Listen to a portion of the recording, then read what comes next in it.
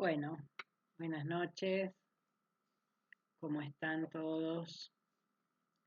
Como les había dicho la semana pasada, probablemente esta clase fuese virtual, grabada, por compromisos que tengo algunos jueves desde principio de año.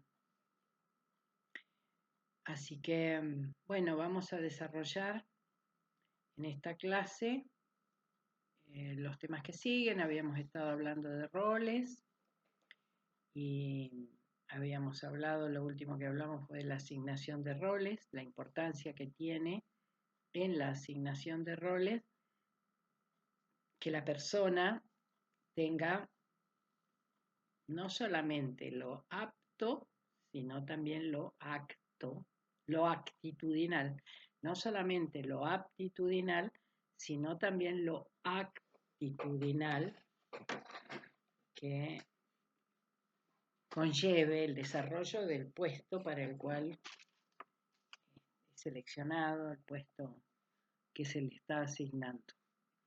Me estoy moviendo porque no sé qué hacer con la luz esa. A ver, tengo una luz que me alumbra justo en los ojos, pero no sé cómo sacarla, porque es la luz que tengo para trabajar. Está de noche, ustedes tienen ahí el reloj, pueden estar viendo.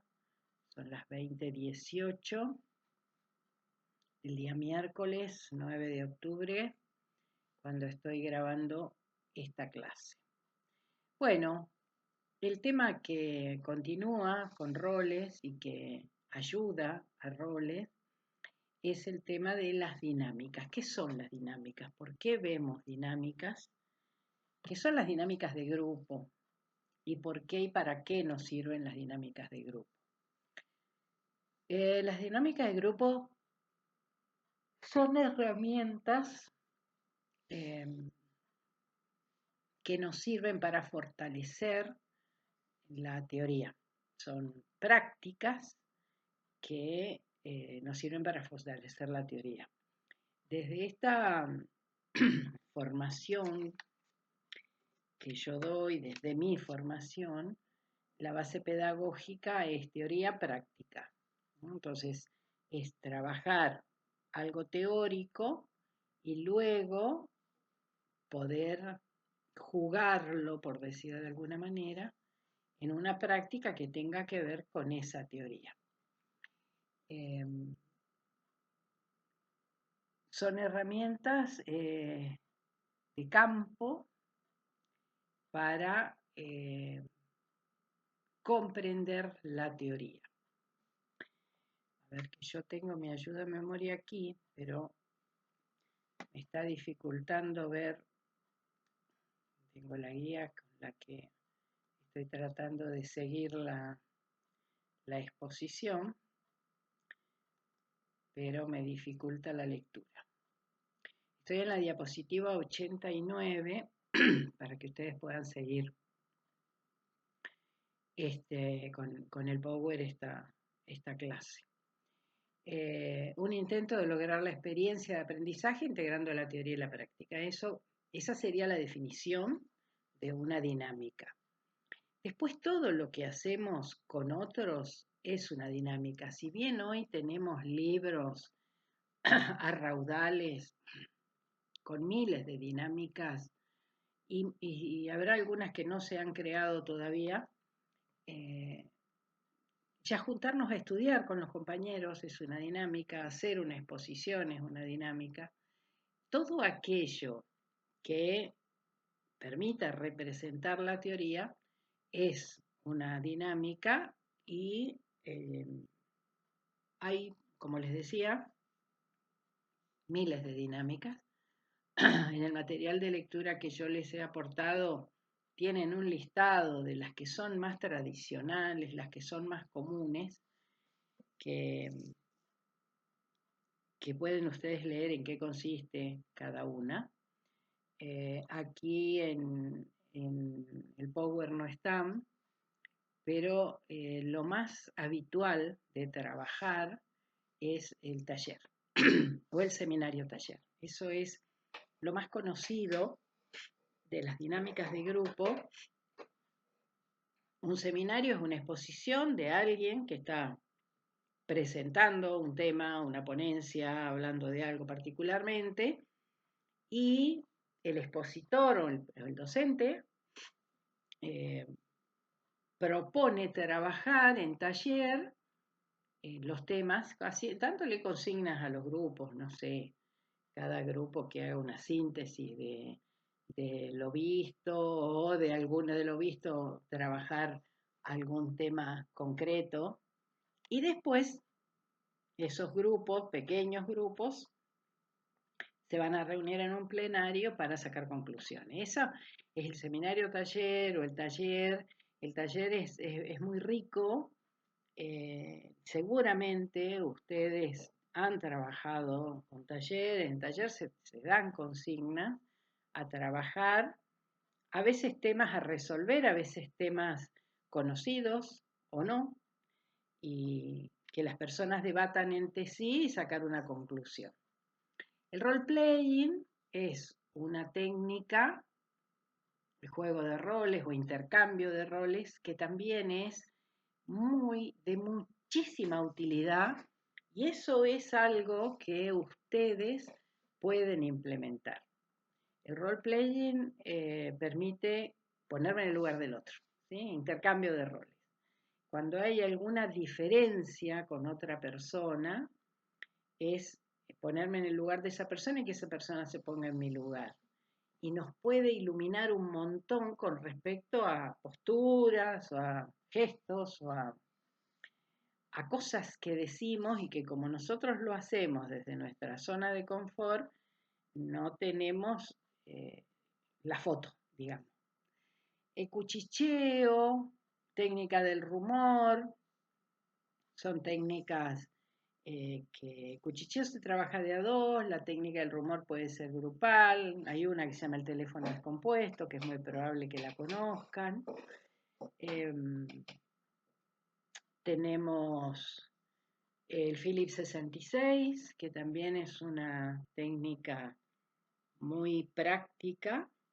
En el Philips 66 son 6 minutos, 6 personas, 1 minuto por persona a exponer de un punto, de un tema X que el coordinador proponga, y también sirven para muchísimas veces para resolver situaciones que acontecen en los grupos. Lógicamente que el Philips 66 se aplica en grupos grandes porque hay que repartir en 6 personas los grupos. También puede ser el 44-55 si tenemos menos personas. Eh, es para trabajar algo pequeño, digamos, para resolver algo pequeño porque es 1 minuto de debate cada uno. Tenemos los foros que ustedes también saben lo que son. Simposios, el simposio es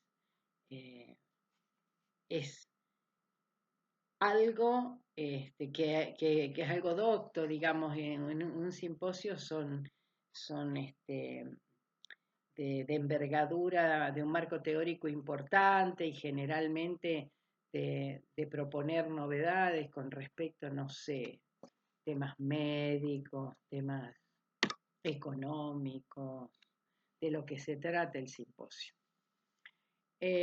Ustedes tienen unas cuantas más, yo no tengo aquí en mi cabeza el listado completo, pero lo tienen en el material, pueden más o menos saber en qué consiste cada una de aquellas que yo pongo como las más tradicionales. Ya les digo, hay miles de dinámicas e incluso ustedes mismos pueden llegar a crear una particular dinámica.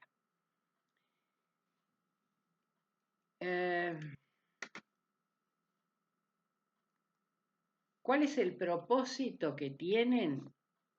Es apoyar a la capacitación y o entrenamiento para que el aprendizaje sea significativo. Con la base en los conocimientos teóricos, para intentar cambiar actitudes, intentar cambiar creencias, resolver dificultades entre las personas o concretamente poner en práctica la teoría de la que se está hablando. Hay una práctica que yo he hecho varias veces, una dinámica que he hecho varias veces, generalmente cuando dos personas tienen dificultades para compartir o para llevarse bien en el mismo lugar. Y la propongo porque a lo mejor ustedes la quieren jugar para ver qué pasa con ella. La técnica es una hoja de papel y una lapicera o un lápiz. Uno solo, dos personas. Esas dos personas tienen que mantenerse en silencio y sin hablarse tienen que dibujar una casa y un árbol. No deben hablarse entre ellos, una sola lapicera y una sola hoja de papel. De la estrategia que esas dos personas usen para llevar adelante esa dinámica, se sacan muchas conclusiones. Y yo he tenido personas que las dos manos, la de cada uno, han tomado el mismo lápiz y han dibujado. He tenido personas que se han pasado el lápiz una a otra. Y eso va indicando cosas diferentes con respecto a lo que está pasando entre esas personas. Una vez que han terminado ese trabajo, siempre en silencio deben ponerle un nombre. ¿Cómo se va a llamar? Siempre con la misma técnica. Una sola lapicera y sin hablar. Y una vez que le han puesto un nombre, juegan un remate, siempre sin hablar. Si están haciéndolo en forma pública y hay gente que los está viendo, deben vender ese cuadro. Ese trabajo de estar en silencio y de hacer cosas con el otro ayuda bastante a resolver situaciones y podría hasta ser una variable del role-playing. Digo una variable porque no es concretamente role-playing, porque yo en el role-playing tengo que jugar el papel del otro. Pero de verdad es una técnica muy interesante para llevar adelante situaciones conflictivas entre las personas. Entonces, para poder aprender es necesario que haya conducta expuesta. ¿Qué significa esto? Que haya participación. Esto que por ahí me pasa a mí con los grupos que estoy dictando clases, que guardan silencio, que dicen que entienden, pero yo no puedo registrarlo fehacientemente porque no hacen preguntas. Es algo que deben intentar modificar porque en el trabajo real van a tener que interactuar, van a tener que sacarse dudas, van a tener que hacer preguntas, van a tener que dar explicaciones. Por lo tanto, entrenarse en cátedras como esta, participando, es realmente muy valioso como proceso de aprendizaje. Entonces, la conducta expuesta requiere que las personas se muestren, por eso es conducta expuesta, se muestren, que se retroalimenten las unas con las otras, o sea, que haya participación, que haya feedback, que se presente un entorno positivo, que podamos tratarnos bien, respetarnos, darnos los tiempos, respetar el rol del otro, que haya escucha activa y que los conocimientos funcionen como un mapa, ¿Qué sería esta frase? Acá estamos en la diapositiva 91. ¿Qué serían los conocimientos como un mapa? Todos tenemos siempre algo para aportar a cualquier realidad, desde la historia de cada uno, desde saberes previos a este que estoy teniendo, de los trabajos que he hecho. O sea, ustedes son adultos, la mayor parte de los adultos ya tiene una historia transcurrida y desde ahí sabe un montón de cosas. Entonces, ubicarnos en los aportes, en la retroalimentación, sabiendo que para aprender deben estar conectados los mapas de cada uno. Cada uno de nosotros tiene un mapa, tiene una subjetividad particular, tiene vivencias particulares, por lo tanto, es necesario en esa conducta expuesta, en esa retroalimentación, que podamos volcar lo que tenga nuestro mapa para decir, que podamos compartir experiencias con los demás. Esto nos va a llevar a experimentar y a practicar lo que es llevar adelante dinámicas de aprendizaje y de práctica. Y el concepto de todo esto se encuadra en aprender a aprender. ¿Qué significa aprender a aprender? ¿Por qué tenemos que aprender a aprender? Porque venimos de un mundo lineal, esto lo he dicho muchas veces, lo digo siempre en las cátedras que dicto, venimos de un mundo lineal donde vamos caminando con las orejeras puestas, siempre mirando para adelante. Y nosotros formamos parte de un mundo que gira alrededor nuestro. Si bien a nuestra espalda no podemos ver, acá en el rabillo del ojo logramos captar un montón de información.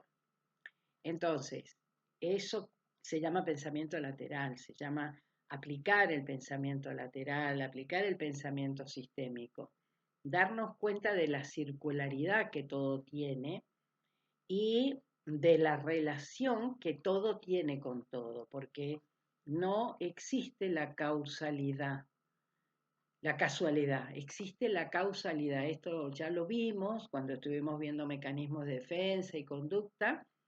Yo ya hablé del tema de la causalidad. Todo tiene relación con todo.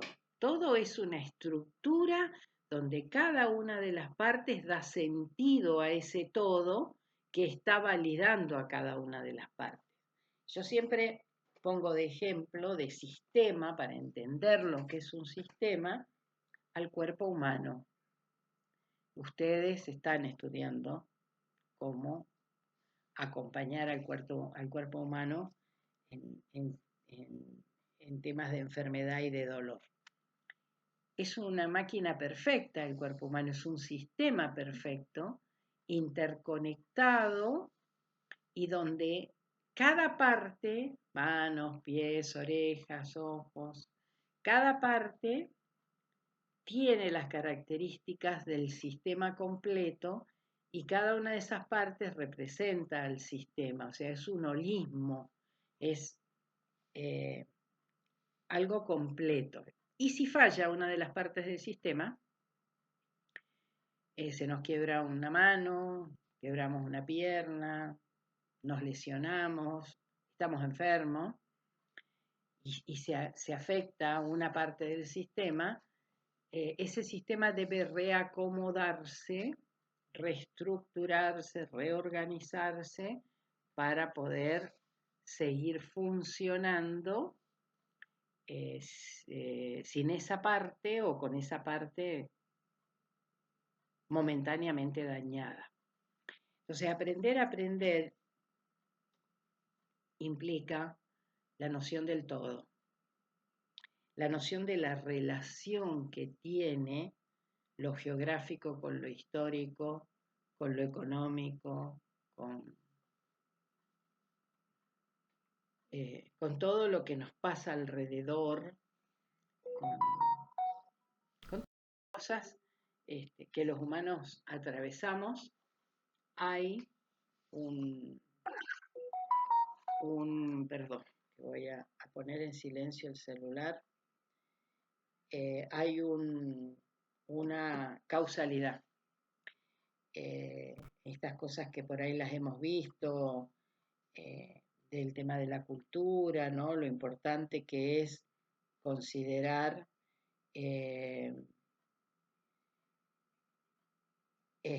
considerar el clima y la geografía para considerar el comportamiento humano, que las personas actúan, no sé, hoy hablábamos en esta misma cátedra en Roca, hablábamos de tema que sigue ahora, que son las facetas de la resistencia al cambio, y yo ponía como ejemplo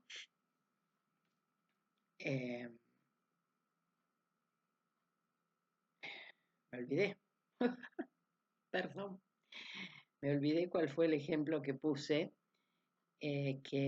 por el cual, cuando no podemos decir que no, ¿no? Con los lugares de trabajo, y salieron cosas de parte de los alumnos, sí, yo dijo una de las alumnas en mi trabajo, a mí me pagan por un solo trabajo, pero yo estoy en 2 lugares a la vez, y por qué no puedo decir que no, y salió de otro, y yo cuando empecé a decir que no, me empezaron a hacer la guerra para que me fuera y me terminé yendo.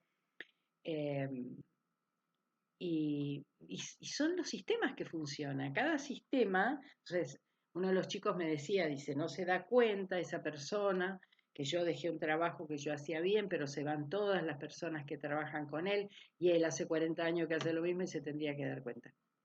Y no se dan cuenta, porque están en un sistema tan viciado y en adaptación pasiva a la realidad, haciendo año tras año exactamente lo mismo, y no pueden modificar los resultados. Y si no toman conciencia de que los resultados que van teniendo son siempre los mismos y hacen algo para tomar conciencia, para cambiar eso, van a seguir repitiendo la historia 40 años más. Entonces él me decía, pero él se tiene que dar cuenta, porque lleva muchos años haciéndolo, es que no se puede dar cuenta. Y si vos, en lugar de irte, o cuando te vas, le hubieses manifestado las razones por las que te vas, probablemente a esa persona la estarías ayudando a ponerse en un espejo y a darse cuenta que hay cosas que tiene que cambiar, porque los efectos que están sucediendo, que es ir perdiendo sistemáticamente a todos los empleados por el trato que les da, si alguien se lo muestra, puede ver que la causa de esos efectos es su comportamiento y ahí puede tomar la decisión de seguir haciendo lo mismo o de cambiarlo. Decidir cambiarlo tiene que ver con el aprender a aprender, porque voy viendo indicadores, es mirar los indicadores. En general los humanos vamos por la realidad en nuestra zona de confort y repitiendo las historias, las matrices de aprendizaje, donde nos formamos y lo hacemos tan automáticamente que hay un árbol que no nos deja ver el bosque. Poder ver el bosque sería aprender a aprender, ¿sí? Que el árbol no nos tape el bosque, que el árbol nos permita entender que es parte de ese bosque, pero como los conocimientos como un mapa, el bosque es todos esos árboles, no un solo árbol que no me deja ver el resto, y que cada árbol es un mapa de ese bosque. No sé si se entiende el simbolismo de lo que estoy diciendo. Bueno, aprender a aprender es darnos cuenta, eso, la circularidad que tienen las historias son circulares, las historias vuelven a repetirse en las historias con otras características, a lo mejor no iguales, por eso creemos que no estamos repitiendo la historia. Y es importante, ¿qué sería lo que habría que hacer ahí? Pararnos a reflexionar si esto que voy haciendo, empezar con este concepto de aprender a aprender y decir, ¿para qué estoy haciendo lo que estoy haciendo? ¿Para qué lo estoy haciendo con este modus operandi? ¿Qué pasaría si lo hiciera con otro modus operandi? Pero eso es un proceso que al cerebro le lleva esfuerzo porque yo tengo que salir de mi zona de confort. Y salir de mi zona de confort me hace gastar energía y probablemente sea más cómodo seguir en lo malo conocido que lo bueno por conocer. O sea, estas cuestiones que vamos a ver ahora, que tienen que ver con los miedos básicos, son las que nos impiden a los humanos poder trabajar esto de aprender a aprender. Estamos en la diapositiva 92, se llama Resistencia al Cambio, habla de los miedos básicos, miedo a la pérdida y miedo al ataque, que son los miedos que se disparan con distintos formatos en cada uno de nosotros permanentemente para evitar el cambio. Miedo a perder una situación conocida y no saber a lo mejor manejarme en esa nueva situación. Miedo a que la realidad me haga darme cuenta que no soy capaz de. Ahí viene la inhibición del yo, el miedo al ataque, las personas que prefieren lo malo conocido a lo bueno por conocer y que manifiestan estar muy cómodos donde estar y no interesarles para nada el cambio, están en ese mecanismo de defensa que una situación nueva los pondría frente a un desafío y ante el temor de no tener herramientas o fracasar, prefieren quedarse donde están. Bueno, estos procesos que vamos a ver ahora son los que trabaja Pichon Rivière como manifestaciones de la resistencia al cambio. Sentimiento básico de inseguridad. En los puntos, al no conocer algo, y hasta pasar por ese proceso de conocer, en muchas personas aparecen los miedos, ¿no? Esto que yo estoy diciendo.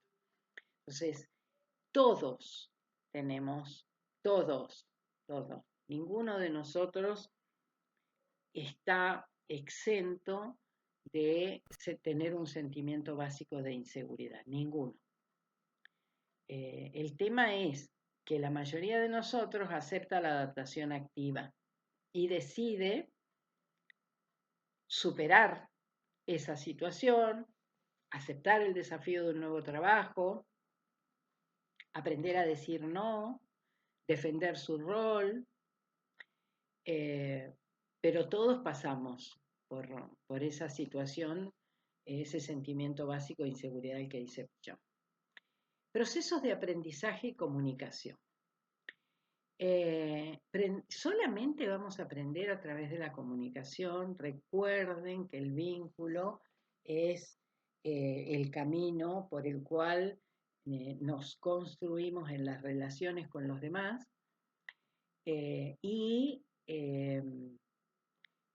mediante el aprendizaje nosotros vamos a aprender cosas nuevas, ¿sí? Ustedes que están cursando ya hace un tiempo enfermería, si ponen a mirar para atrás el primer cuatrimestre del primer año o el año antes de haber comenzado a estudiar, se darán cuenta que han aprendido un montón de cosas y que todos esos aprendizajes han sido a través del proceso de comunicación.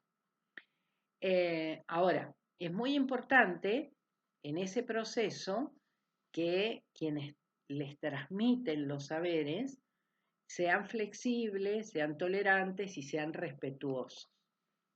Si eso no sucediese, el aprendizaje que ustedes van a hacer va a ser dificultoso, va a ser lleno de supuestos, porque al no encontrar las respuestas de quien los está formando, eh, esos docentes que por ahí te dicen, y bueno, y lee de nuevo, y vos le decís, sí, pero necesito que me explique, y bueno, lee de nuevo, esos docentes me van a dejar con muchas dudas y me van a llevar a suponer.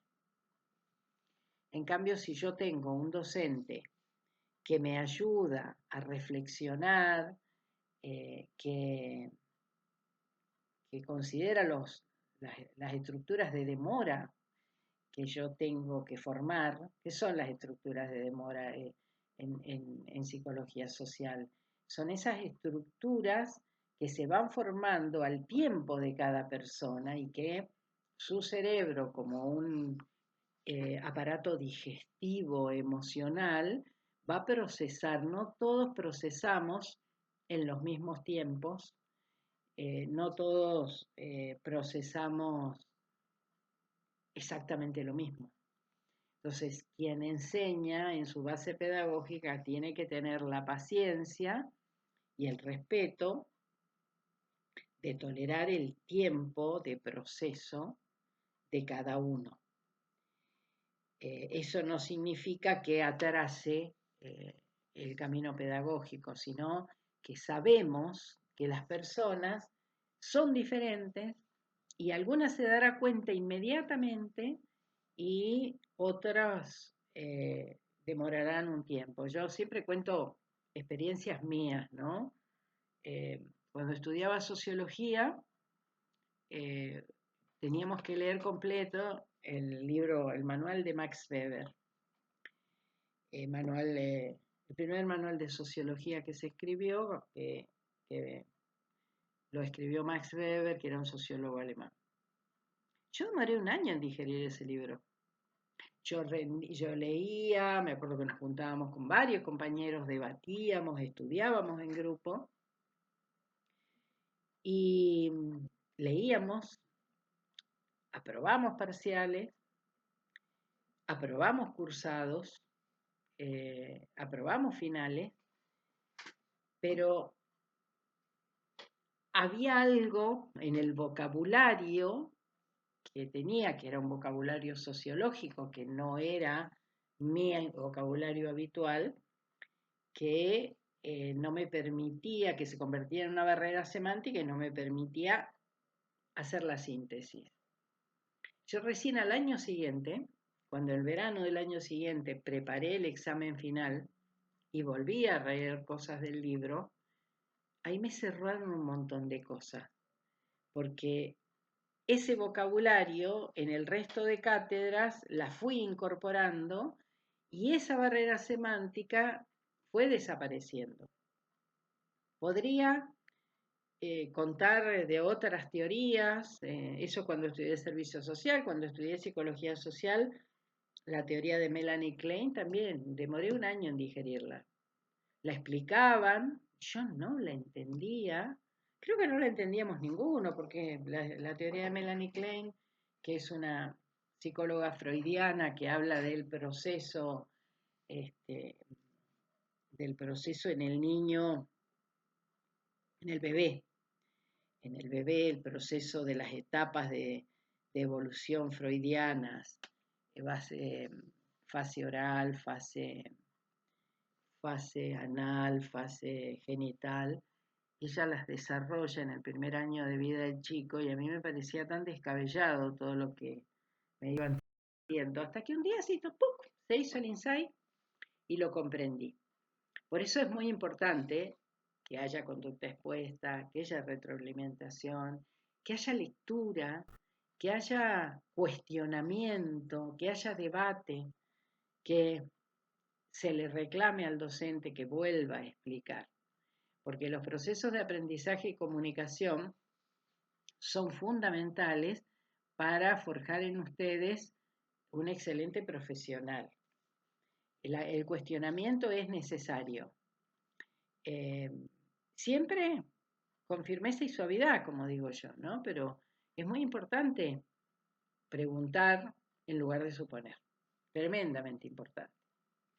Bueno, la diapositiva que sigue, que es la 93, es una imagen que yo puse de la primera protesta contra las nuevas tecnologías que se produjo en la Edad de Piedra. Claramente es algo gracioso, pero son cosas que les deben haber pasado a estos humanos en esas épocas que vivían cuando casualmente fueron descubriendo herramientas o, o generando elementos que les facilitaron moverse o resolver situaciones. El haber encontrado que algo redondo permitía desplazar con mayor rapidez cualquier carga, debe haber sido en esas épocas un gran descubrimiento, que es lo que muestra la imagen, ¿no? Creo que otro gran descubrimiento, y que deben ser momentos de eureka, deben ser momentos, eh, el momento de eureka es eso, que de pronto, ¡pum!, aparece de la nada, igual que el fuego, ¿no? Yo creo, yo saco conclusiones, no lo leí nunca puntualmente, pero creo que el fuego debe haber sido descubierto de casualidad en la fricción de un palo con una piedra o de un rayo que cayó sobre una madera. Algo que pasó en la naturaleza permitió descubrir que había algo que les iba a facilitar un montón de cosas. Hasta ese momento comerían todo crudo. Una vez que descubrieron el fuego, pudieron empezar a evolucionar y así fue construyéndose la historia.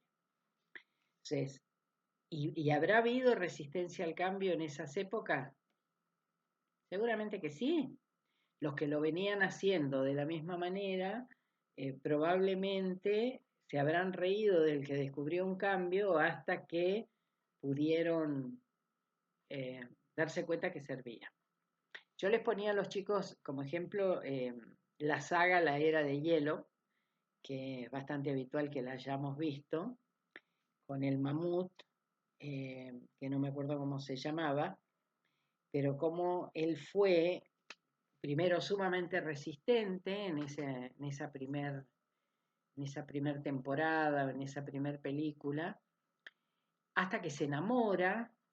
Cuando se enamora, cómo empieza un poco a aflojarse, y cuando tiene una hija, ¿qué le pasa con el amor de la hija? Que se quiere llevar la hija y él vive boicoteando a ese yerno, porque está con su hija, ¿no? Y como tiene una compañera que eh, le va presentando situaciones o lo va ayudando a bajar un cambio en las tensiones, ¿no? A mí me parece que esas películas en los distintos personajes y lo que significa cada personaje son muy buenas para ver estos temas de aprender a aprender, porque en todo esa evolución que ellos fueron teniendo, hasta que encuentran al bebé humano y después encuentran humanos, ¿no? Toda esa evolución que van teniendo y las catástrofes por las que van atravesando, van permitiendo encontrar otras respuestas que no son las que teníamos permanentemente o las que usábamos habitualmente. Bueno, dice Pichon Rivière que hay mecanismos de resistencia que son universales. El rol portavoz. Hemos hablado del portavoz. ¿Quién es el portavoz? El portavoz es el que denuncia. Puede ser buenas noticias, en el líder, pueden ser aspectos negativos en el chivo, pueden ser aspectos de saboteo, de resistencia al cambio en el saboteador, pero es esa persona que denuncia lo que está pasando hacia adentro del grupo. Las situaciones, positivas o negativas, que están aconteciendo dentro del grupo. El que habla por los demás, el que habla primero, el que hace una pregunta que los demás no se animan a preguntar y los demás dicen, yo iba a preguntar lo mismo, esta persona preguntó lo mismo que yo iba a preguntar. Es muy, muy interesante y muy importante ubicar al portavoz. Porque el portavoz me va a estar dando un montón de información de lo que está sucediendo en esa red de vínculos. El análisis de los roles. Y acá es donde hablábamos con los chicos, ¿no? De cuántos roles a mí me asignan cuando tengo la incapacidad de decir no, y la incapacidad de decir no tiene que ver con miedo a perder el trabajo, miedo a que crean que no soy capaz de hacer las cosas, miedo a que dejen de verme. El trasfondo muy, muy implícito de no decir no es en el inconsciente muy profundo que dejen de verme. Entonces, muchas veces, muchísimas, pero muchísimas veces, las personas asumen compromisos o responsabilidades que no quieren asumir por evitar la confrontación, por evitar una discusión, por dejar de ser visto. Entonces, es muy importante analizar los roles. ¿Quién está jugando cada rol? Y si esa persona que está jugando cada rol es apto y tiene la actitud para desempeñar la función o las tareas, el papel que tiene asignado dentro de ese grupo.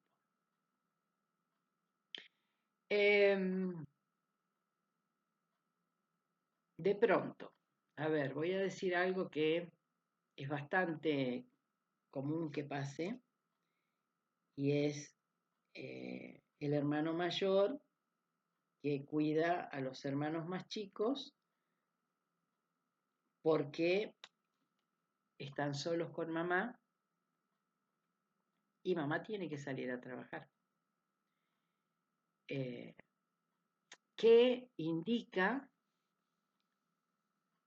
esa situación y ese rol que está asumiendo alguien que no tiene las capacidades ni la edad para asumirlo? Está denunciando una situación probablemente donde no hay adultos que se responsabilicen, o hay un solo adulto que se responsabiliza y no tiene otra alternativa que accionar de esa manera.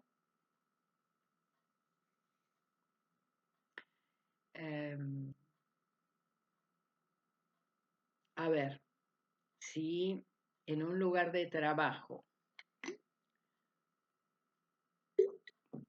yo cumplo 2 roles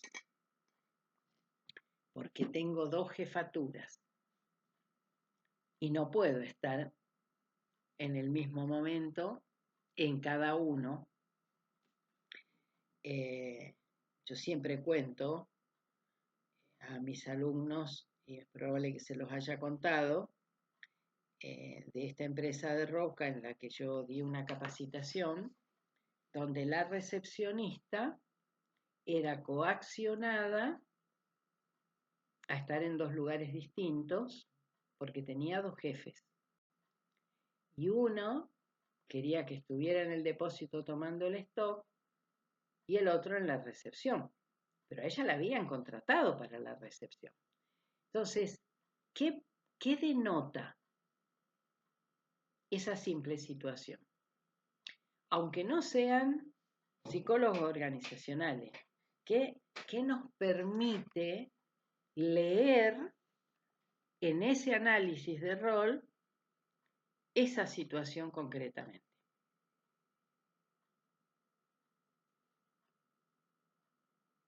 Claro que no estamos interactuando, por eso hago un breve silencio, pero tengo que seguir hablando yo. Eran dos gerentes que se llevaban mal entre ellos, que competían todo el tiempo y que habían chivado a la recepcionista y la usaban de chivo para no mostrar la verdadera confrontación entre ellos. Entonces, en ese análisis de roles, podemos ver en una persona a la que se le exige que esté en dos lugares a la vez, que nadie puede estar, ni Dios puede estar en dos lugares a la vez, está mostrando implícitamente otro tipo de conflicto. Bueno, finalmente esa chica logró irse de la empresa varios meses después. Yo la encontré casualmente en un negocio al que entré un día a comprar y sí me contó que el nivel de estrés que ella llegó a tener fue tremendo, porque era como que era un chicle que la estiraban para un lado para el otro. Pero es ese tipo de cosas, ¿no? Que sería lo implícito de lo que habla tanto Pichon Rivière por complejos mecanismos de asunción y asignación de roles, se proponen una tarea explícita o implícita. Esos son términos de la definición de grupo. Entonces, claramente, la chica no era una inepta, era usada para no poner en evidencia claramente la competencia de esas dos personas que no tenían lo suficiente para enfrentarse el uno al otro. Entonces usaban a un empleado. Estas cosas, veamos, ¿quién es el que está resistiéndose al cambio? ¿Quién es el que está chivado? ¿Y qué? ¿En qué se lo chiva? ¿No? El rol del chivo, el rol del saboteador. ¿Qué representa ese chivo? ¿O qué representa ese saboteo? Eso es lo que a mí me va a permitir analizar lo implícito que verdaderamente está sucediendo y que está poniendo palos en la rueda para que circule la adaptación activa entre esas personas. El análisis de los prejuicios, de los supuestos, eso es sumamente enriquecedor. ¿Cuál es el prejuicio que se muestra en esta organización humana?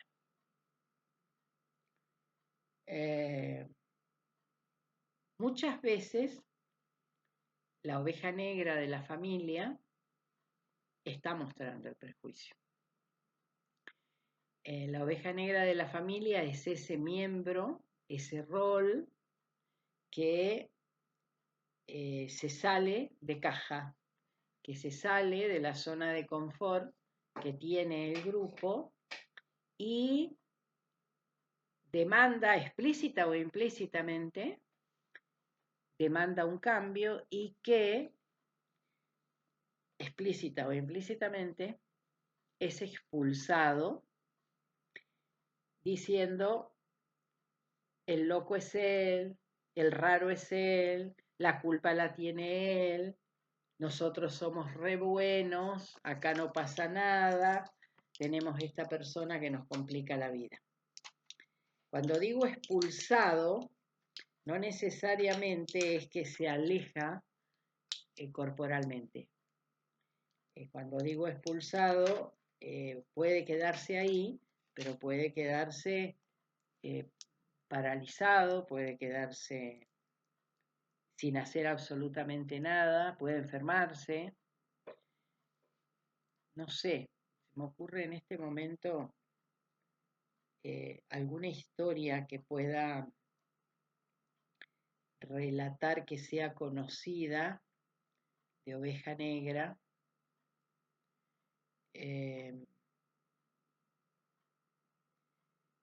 Estoy pensando, no sé, vino a mi cabeza Oscar Wilde, que fue un escritor inglés homosexual, el que escribió El fantasma de la ópera, que es una gran novela, y tiene otra obra muy conocida, Oscar Wilde.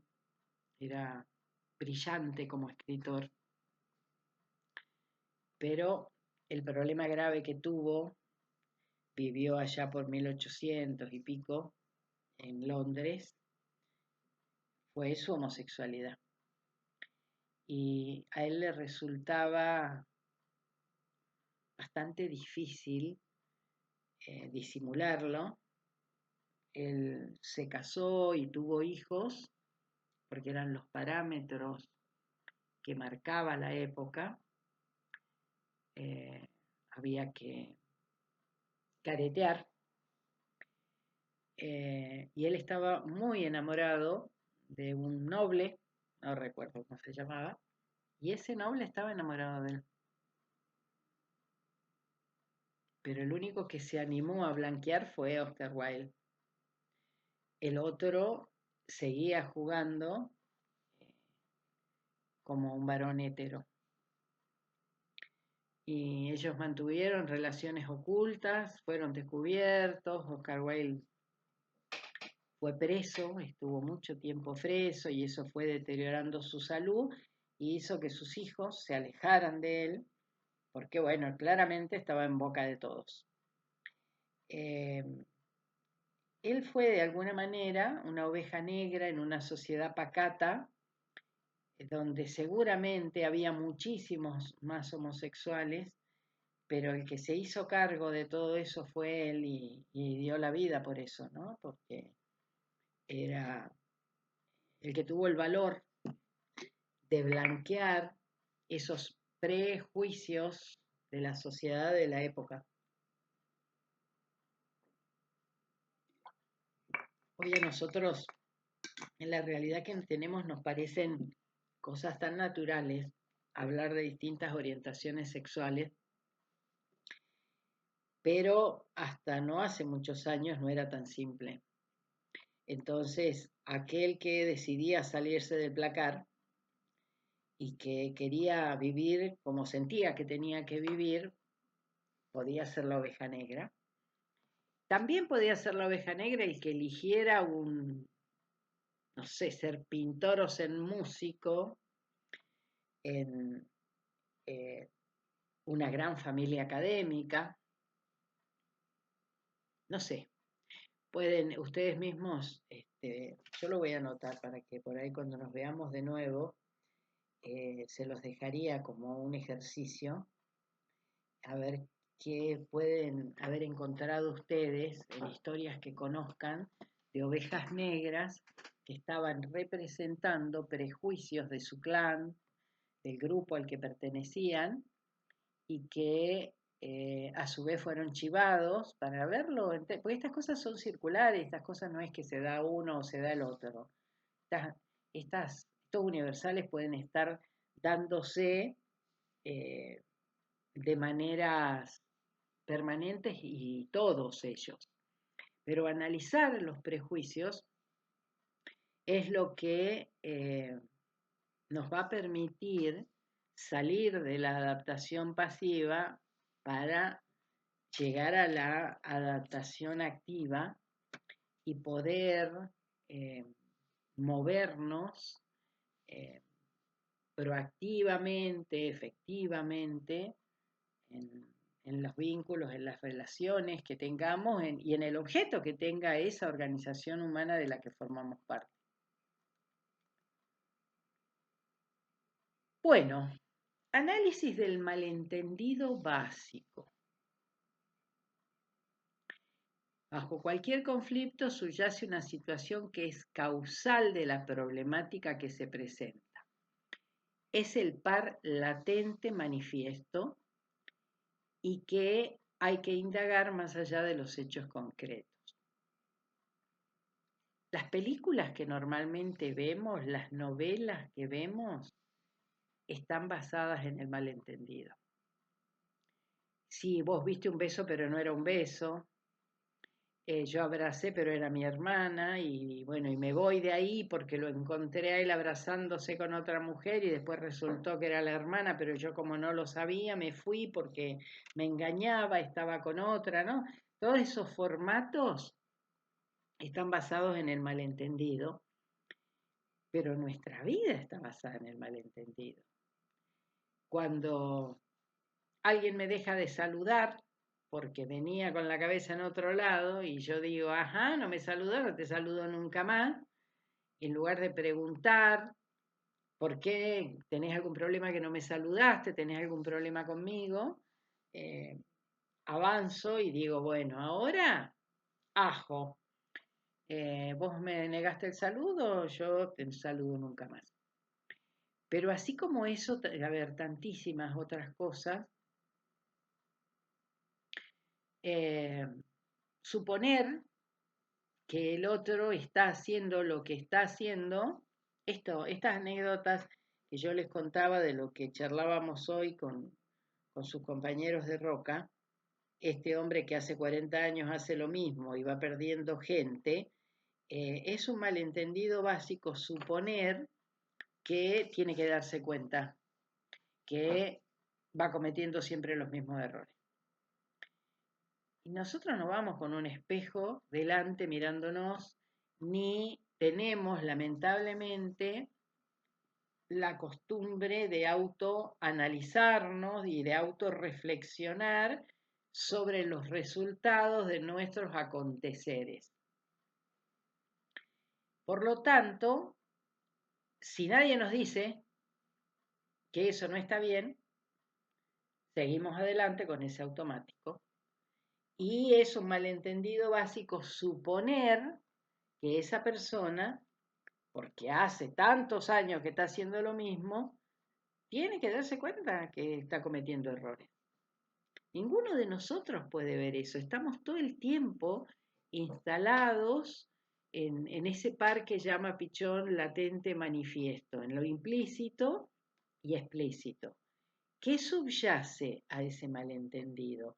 ¿Qué es lo que está abajo de esa situación por la cual yo manifiesto lo que manifiesto? Realmente el análisis del malentendido nos ayudaría muchísimo a resolver un montón de situaciones de nuestra vida. Y un ejemplo de eso es repetir historias. Las matrices de aprendizaje, se me ocurre que funcionarían en ese par latente manifiesto. Yo manifiesto un determinado mecanismo en la crianza de mis hijos. Y no me doy cuenta que estoy repitiendo la historia porque como uso un modus operandi diferente al que usó mi padre conmigo, yo creo que estoy haciendo las cosas de otra manera. Ese es un par sumamente habitual. Yo les voy a contar una historia de este par. Un varón joven con grandes capacidades como ingeniero electrónico, muy buena gente, con un padre alcohólico y su padre, además de ser alcohólico, creo que era adicto al juego. él, su padre muere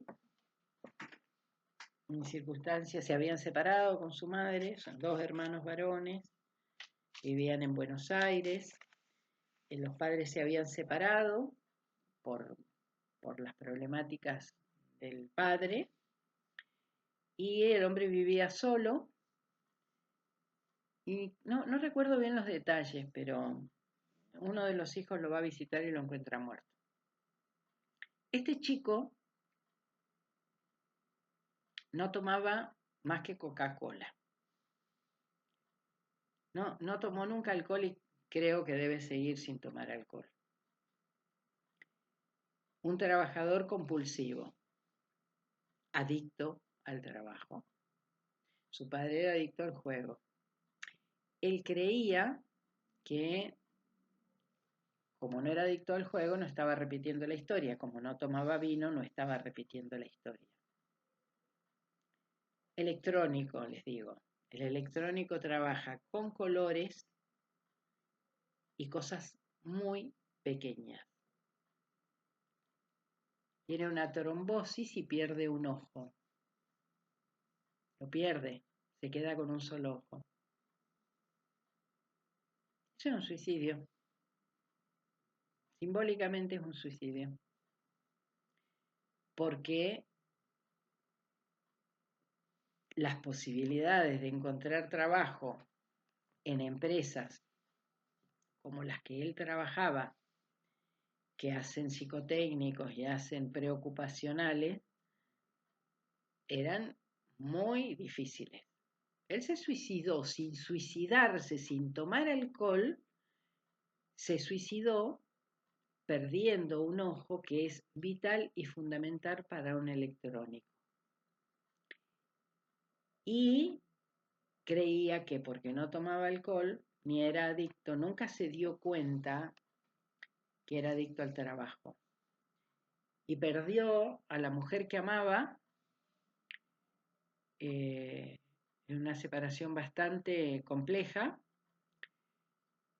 por su compulsión a trabajar, porque no quería salir a ningún lado, era juntar dinero, no se podía gastar dinero, no se podía hacer nada, no, había que trabajar. Todo el tiempo estaba, si no estaba trabajando en la empresa donde trabajaba, estaba encerrado en su taller haciendo cosas. Eso es un malentendido básico. Y esas cosas, esa es una historia real que conozco de alguien que he querido mucho y que nunca pudo ver la buena persona que era, lo capaz que era y lo innecesario que era eh, repetir la historia de su padre simbólicamente, ¿no? Porque eso lo analizo yo, el simbolismo lo analizo yo. Nunca quiso acceder a ninguna terapia, todo era como buen ingeniero, lo que no se ve no existe. Y bueno, ese es un par latente manifiesto. Esas historias hay por miles, miles, miles y miles. Yo crío a mi hijo y en un momento me doy cuenta que estoy haciendo lo mismo que hicieron conmigo, pero yo elegí otro camino para hacerlo. Fíjense lo fuerte que es el malentendido básico. Bueno, el análisis de los secretos, todo el mundo lo sabe, pero nadie lo sabe. Todos los clanes tienen secretos y esos secretos son públicos, pero nadie lo sabe. No sé, hay tantas, pero tantas historias de eso, de personas adoptadas, que todo el mundo sabe que es adoptado, menos el adoptado. Esa es una historia sumamente recurrente.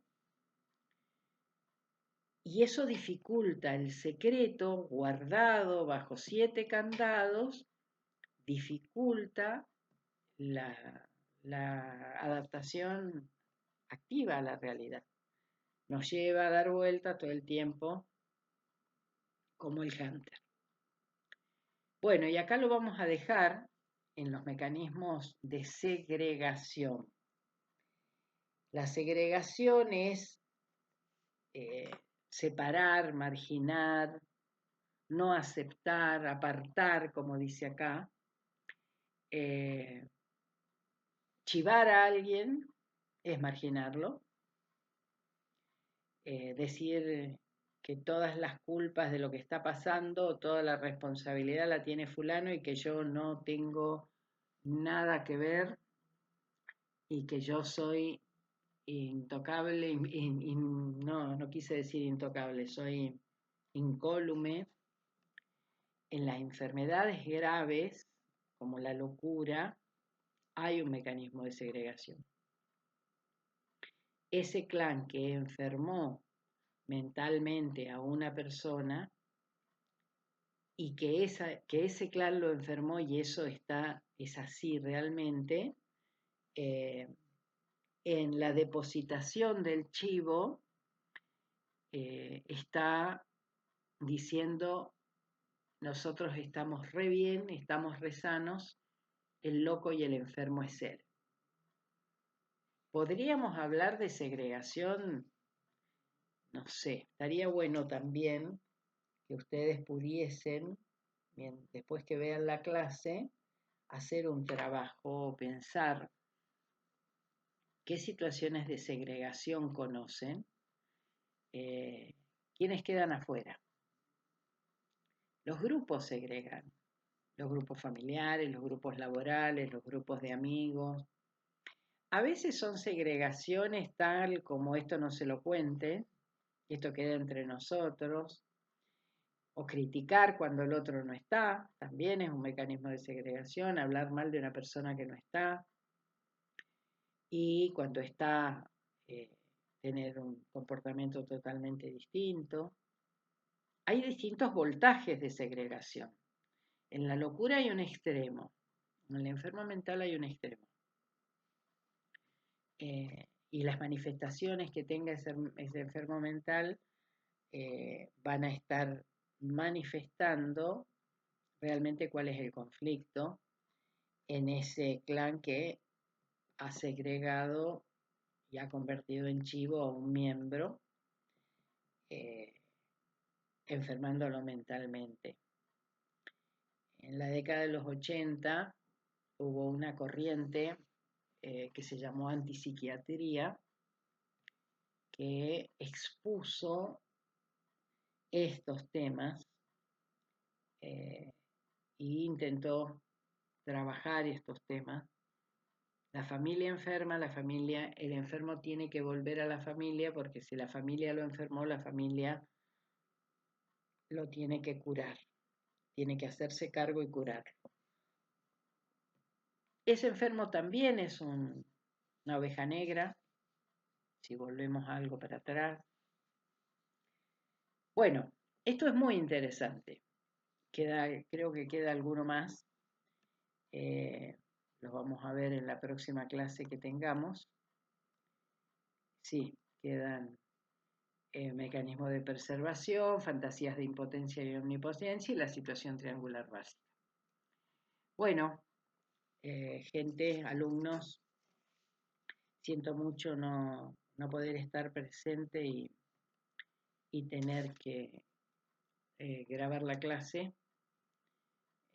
Les pido disculpas por eso, pero bueno, ya les había anticipado que creo que ya grabé otra clase, porque bueno, los días jueves, desde el mes de marzo, que los días jueves a la tarde, un jueves por mes, yo tengo un compromiso asumido de capacitación y eso me impide cumplir con otras obligaciones. Que tengan muy buen fin de semana. Tenemos un fin de semana largo. El tiempo se está poniendo bonito, como para salir a tomar sol y hacer actividad física.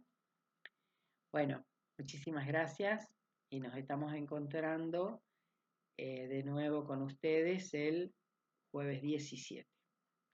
Hasta luego.